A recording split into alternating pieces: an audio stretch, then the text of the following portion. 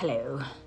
So, I've been doing some research and it was inspired. Now, I've been seeing a couple things in my feed about menopause and premenopause, and it made me start questioning because I actually don't feel like I'm anywhere near it.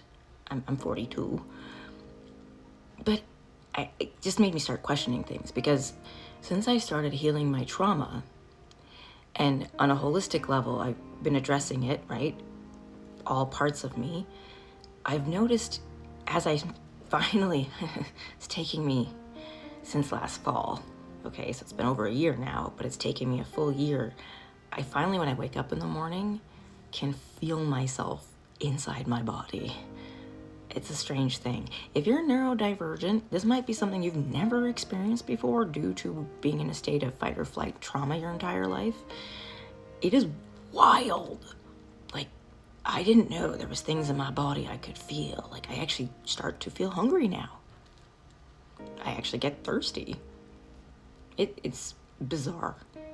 Because I never had an appetite for years. Which is strange because as a kid I loved food. But this brings me to my point. So, just to build up to this really quickly, I went to a ceremony in February this past year, a healing ceremony. And there was a woman there, my age, who had her whole life wanted kids and never been in the opportunity or a place of safety or, where she could have a family. And me, who never wanted kids, had 3. And you see this a lot, right? Where some women who desperately wanted to have kids their whole lives never find themselves in a place where they can. So if you are neurodivergent, if you have suffered a lot of trauma, especially since childhood, and you might have been in your fight and flight, and I'm going to put some different clips in here throughout the video because I've been doing some research. There's a good chance that your hormonal, your reproductive system has been suppressed due to trauma. If you're like me and had really strange cycles when puberty finally hit, and sometimes you would have your cycle for a month, sometimes not at all, sometimes for 3 months, sometimes it'd be heavy flow, sometimes it would just be all pain and no flow. A lot of stuff can happen to us hormonally when we're in a state of trauma and our cortisol levels are high and we don't have enough of the happy hormones and balancing hormones. And then you add on neurodivergence, right? So our brains already work differently. So we're not getting necessarily the same amount of nutrition or the right type of exercise that other people need or get just by doing basic things. So this woman really wanted to have a family, and it broke my heart to hear her story because I could tell she felt like her time was running out. And this is where it gets actually really interesting. We don't have enough research right now on women's health. We really don't. And in my personal view, there needs to be a lot more women, medical professionals and researchers becoming interested in female biology. Some things like coming out of trauma that can be studied, on a more global level, I think, but it's also biologically, we do have, Odin, my dog is being very needy. On a biological level, we are definitely different, men and women, right? Hormonally, genetically, brain, everything.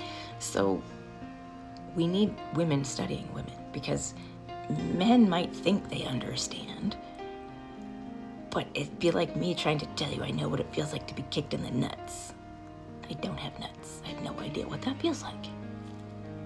So anyways, the research is showing that as women, especially neurodivergent women, come out of their trauma states, as they begin to heal holistically, hormonally, it's like they grow younger.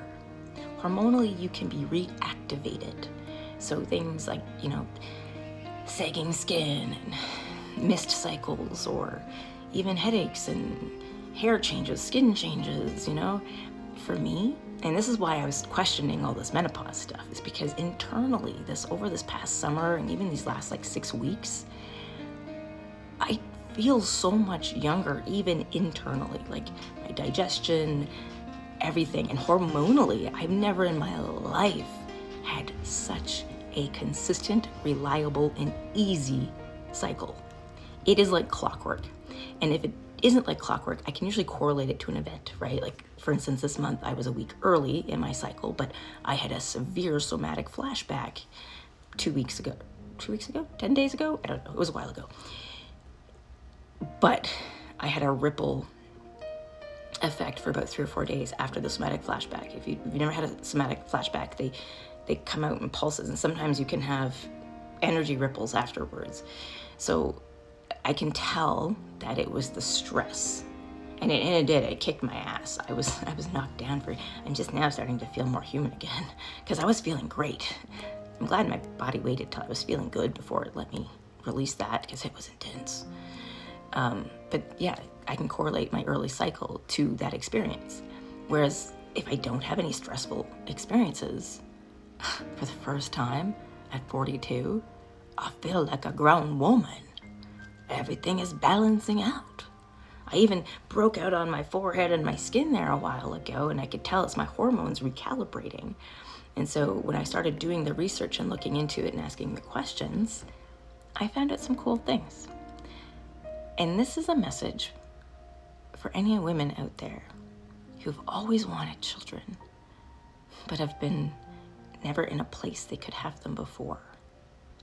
This is your motivation to heal your trauma, because if you do, you can reactivate your hormonal cycle into a more natural, healthy flow, and it can feel like you're growing younger.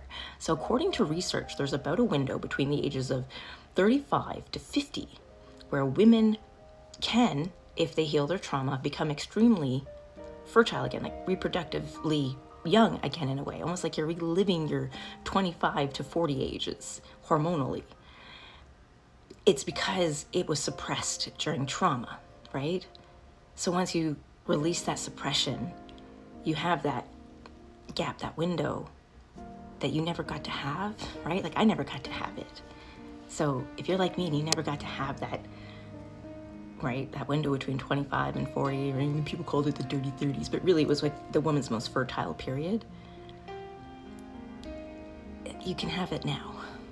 You have to heal your trauma, but you can have it now. And it's really fascinating because they're just beginning to study now what happens to women's reproductive system as they come out of their trauma. And it's definitely connected neurologically and health-wise. So, definitely don't just assume that it's going to just be an easy peasy thing. You have to address yourself holistically. So that's your biology, right? So exercise and diet. It is your psychology, so your mental. It is also your emotional, which is like your energetic, but it's also your spiritual. It's your soul. It's your quantum field. We have to heal ourselves holistically. Once we break the patterns that were holding us back and making us feel like we can't be the mothers we want to be, it's amazing what changes. So this is just a message for the women out there that I know really always wanted to have a family, but felt like maybe at the age of 40 it's too late. It's not. It's really not. Do your research. Find a holistic therapy for trauma. Maybe try a couple different ones, explore. Don't think one is the answer. There's so many kinds out there and they're all different. So find ones, experiment, find ones that work for you. I'm currently working on building up I have actually a lot of stuff I've been building, but I'm working on building up a program. So I will actually have a course on this, hopefully by next year for everyone. But I just wanted you guys to have some hope. You can still have a family. It starts with us healing our trauma. Have a great day.